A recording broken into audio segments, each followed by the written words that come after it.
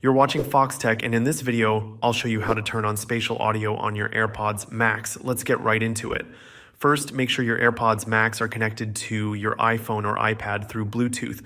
Once they're connected, swipe down from the top right corner of the screen to open Control Center. Press and hold the volume slider. You should see your AirPods Max listed there. A new screen will pop up, and from there, you can tap on Spatial Audio. You'll see two options: fixed and head tracked. Fixed keeps the audio position steady no matter how you move your head, while head tracked makes it feel like the sound is coming from your device's direction, even as you move around. You can choose whichever one you prefer, and that's it.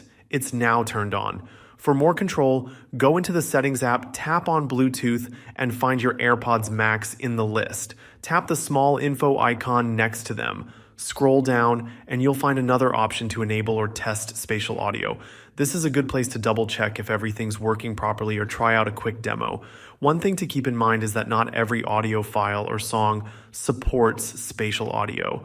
If you're listening to standard tracks or older formats, you won't really notice a difference. To experience spatial audio properly, play content that supports it, like Dolby Atmos music or movies on Apple TV or compatible streaming apps.